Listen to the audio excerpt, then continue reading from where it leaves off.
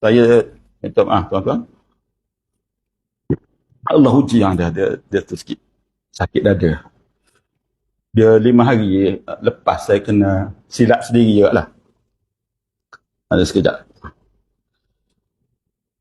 Apa ni perubahan saya kata.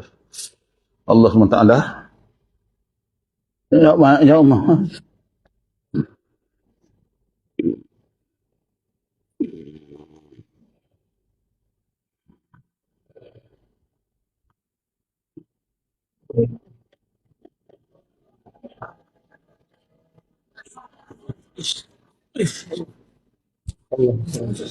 أشهد أن لا إله إلا الله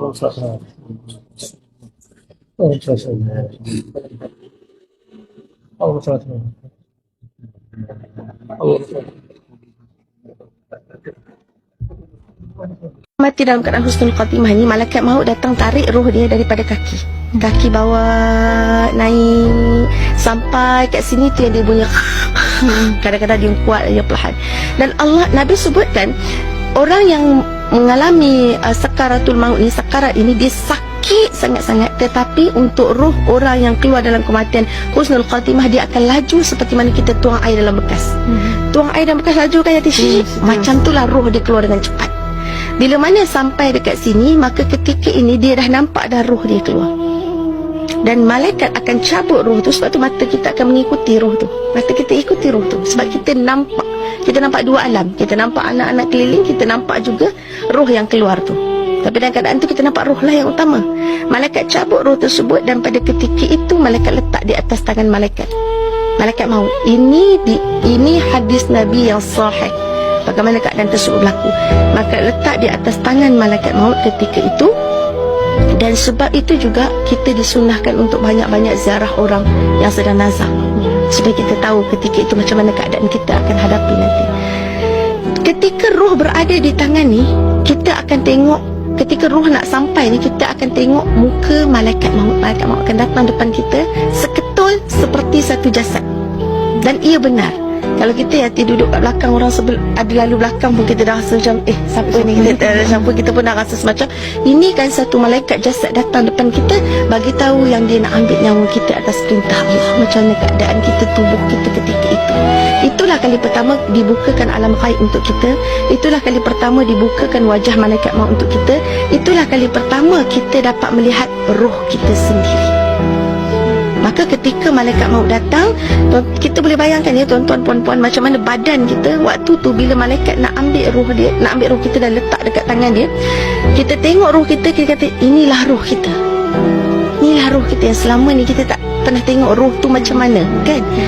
Dan akan datang malaikat-malaikat rahmat turun bersama-sama dengan kita. Turun, nak angkat, nak raikan roh kita ni.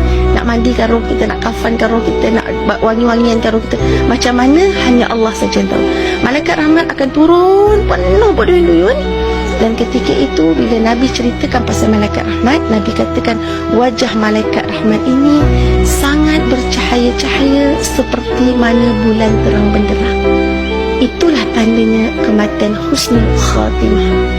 Tetapi bila datang malaikat azab berduyun-duyun dan wajah mereka ini hitam pekat, ketahuilah bahawa kematian itu kematian su'ul khatimah, kematian yang sangat buruk dan celaka. Jadi pada ketika itu kita dah sebenarnya tahu antara tempat kita di syurga atau di neraka, walaupun kita akan melalui banyak proses lagi. Selepas itu juga roh itu akan mula melihat di mana anak dia berada. Tengah main game ke, tengah tengok TV ke, tengah gaduh pasal harta ke, ataupun anak dia duduk di sisi-sisi dia untuk membacakan Yasin, untuk doakan kebaikan. Subhanallah.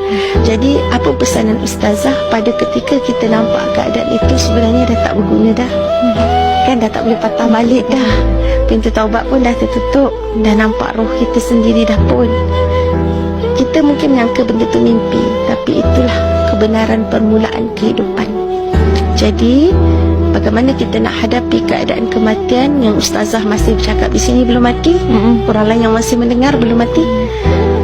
orang lain dah pergi dah rasa dah kematian tu macam mana. Jadi bersedia mulai hari ini, ubah planning hidup kita. Kalau selama ni gaduh, berbaloi ke bergaduh besar untuk duduk simpan dalam neraka? Berbaloi ke untuk ucap benda-benda kotor, pukul isteri tengking suami, anak biadab dengan mak ayah, zakat gedekut nak keluar untuk kita dibakar dalam api neraka? Belum cakap pasal bakar, baru nak ambil nyawa pun dalam keadaan azab. Sangat tak berbaloi. Kan? Jadi mulai hari ini azam untuk jadi orang baik, orang saleh. Saya bukan orang baik, tapi saya nak jadi lebih baik di sisi Allah. Bantu saya, Allah bantu saya, bantu saya. Bila kita mula minta bantuan dengan Allah, Allah ya Fatah, Allah ya Fatah, Allah ya Fatah, Allah buka jalan, Allah buka jalan, Allah buka jalan, Allah akan beri kita bantuan, insya-Allah.